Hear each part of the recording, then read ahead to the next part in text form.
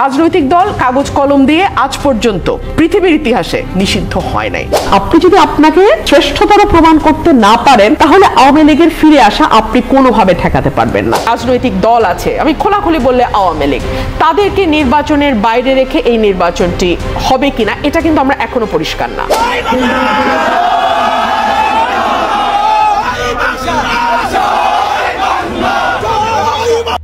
দেশের ইতিহাসে এবং সংবিধান এবং বাংলাদেশের আইনে কোথাও লেখা নেই একটি দলকে পূর্ণাঙ্গভাবে নিষিদ্ধকরণ, এবং সেই সাথে দেশের সর্ববৃহৎ দল আওয়ামী লীগকে নিষিদ্ধ যেন এই সরকারের একটি নিছক ষড়যন্ত্র ছাড়া আর কিছুই নয়, এমনটাই গণমাধ্যমে প্রকাশ করেছে ব্যারিস্টার রুমিন ফারহানা।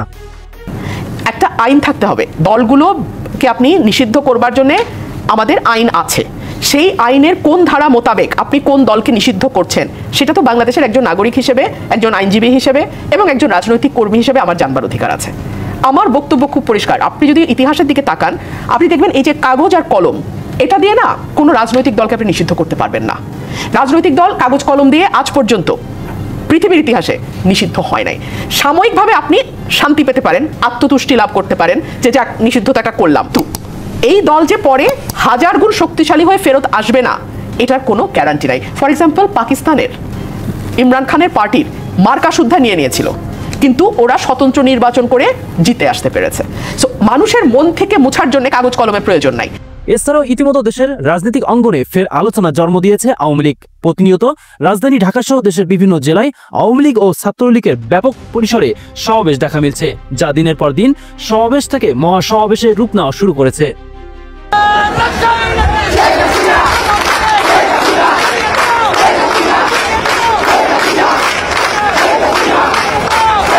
প্রিয় দর্শক, তবে একটি সময় ছিল যখন সংসদে ব্যারিস্টার রুমিন ফারহানা শেখ হাসিনার বিরুদ্ধে কথা বলতেন।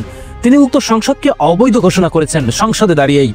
তখন একটি শ্রেণী ব্যারিস্টার রুমিন ফারহানাকে খুবই ভালোবাসতেন, কিন্তু যখনই আইনের বিধিবিধান মেনে শেখ হাসিনার পক্ষ নিয়ে কথা বলেছেন ঠিক তখনই যেন তিনি ভারতের দালাল সহ নানাবিধ অপকর্মের সাথে নিজেকে জড়িয়ে ফেলেছেন বলে মন্তব্য করেছেন রাজনীতি বিশ্লেষক সহ এনসিপির বিভিন্ন সদস্যগণ। আওয়ামী লীগ থেকেও বেশি আওয়ামী লীগ পণ্য যাদেরকে মনে হয় তাদের মধ্যে রুমিন ফারহানা অন্যতম। উনি সব সময় বলে থাকেন বিগত 15 বছর নাকি উনি অনেক ভালো ছিলেন। উনি অবশ্যই ভালো থাকবেন, কারণ উনি যত ধরনের আওয়ামী সুবিধা রয়েছে সব ধরনের সুবিধা উনি নিয়েছেন। এবং রুমিন ফারহানা যে ধরনের বক্তব্য দিচ্ছেন, যে ধরনের কার্যক্রম পরিচালনা করছেন, আমরা ধরে নিব এগুলো হচ্ছে বিএনপির হাই কমান্ডের ইনস্ট্রাকশন। তবে শুধু রুমিন ফারহানা নয়, দেশের সাধারণ জনগণ ইতিমধ্যে শেখ হাসিনাকে দেশে ফিরিয়ে নিয়ে আসার আহ্বানে উত্তল হয়েছেন। সাধারণ জনগণ মনে করছেন দেশে আগেই ভালো ছিলাম, এবং প্রতিনিয়ত দেশে যে অরাজকতা, দুর্নীতি, চাঁদাবাজি, খুন, গুম ও নিরাপত্তাহীনতায় ভুগছি তা সত্যি আমাদেরকে শেখ হাসিনাকে মনে করিয়ে দেয়। অবশ্যই সে অনেক ভালো ছিল, তার তুলনা এই ম্যান এক পিস আর নাই, আর হবেও না। এই দেশে আর হবে না ম্যান এক পিসই, যেমন বঙ্গবন্ধু এক পিস, হাসিনাও এক পিস, এরতে আর অন্য কিছু হবে না এই দেশে। তারা এখন আইসা রাজনীতি করতে প্রধানমন্ত্রী হইতে চাইতেছে, এরা পারবো না, কারণ এখানে আওয়ামী লীগ আছে, বিএনপি আছে, এখানে এরা বড় দুইটা দল রয়েছে। এদেরকে মনে করেন এই যে গ্যাঞ্জাম ফ্যাসাদ করতেছে, এরা এগুলি ঠিক করতেছে না। এই যে মব সৃষ্টি করতেছে, এই যে জায়গায় জায়গায় জাতীয় পার্টির পরশুদিন দেখলাম যে জাতীয় পার্টির ভাঙতে গেছে এই যে বিপুলের দল, এরা কি এটি ভালো কাজ করছে? এরা ভালো কাজ করে নাই। এদেরকে প্রতিহত করার লাগে আর্মি পুলিশ ঠিক আছে, কিন্তু এদেরকে সবাইকে করতে হবে যাতে দেশে কোনো মব সৃষ্টি না হয়, যাতে গরিব মানুষ ভালো শান্তিতে চলতে পারে। এই যে আমরা এখন ইনকাম করতে পারতেছি না, এই যে রিক্সা হাজার হাজার রিক্সা আয়া পড়ছে এই দেশে, এই ঢাকা শহরে জীবনে দেয় নেই অটো রিক্সা। ঢাকা শহর একটা রাজধানী শহর, এই শহরে মানুষ থাক বলো শান্তিতে বসবাস করবো, এই শান্তির দিচ্ছে মানুষের ঘুম হারাম করে। আমরা আগে কামাইতাম 1500-2000, এখন কামাই করি 600-700 টাকা, গাড়ি জমা দিতে হয় 450 টাকা। এখন এই 450 টাকা কামাই করবো না পেট চালাবো না বাড়ি সংসার চালাবো? এই যে দেশে যে মহামারী চলতেছে, এই মহামারী অন্ধের মতো চলতেছে, এগুলি মানুষ বুঝতেছে না। এই মানুষগুলি বুঝবো কোন সময় জানেন? আরো কিছু যখন শেষ হইব, এখন তো শেষ হওয়ার কাছে গেছে, এখন আরো কিছু যখন শেষ হবো তখন মানুষের ঘুমটা ভাঙবো। তার আগে মানুষের ঘুম ভাঙতেছে না, মানুষ এই করতেছে।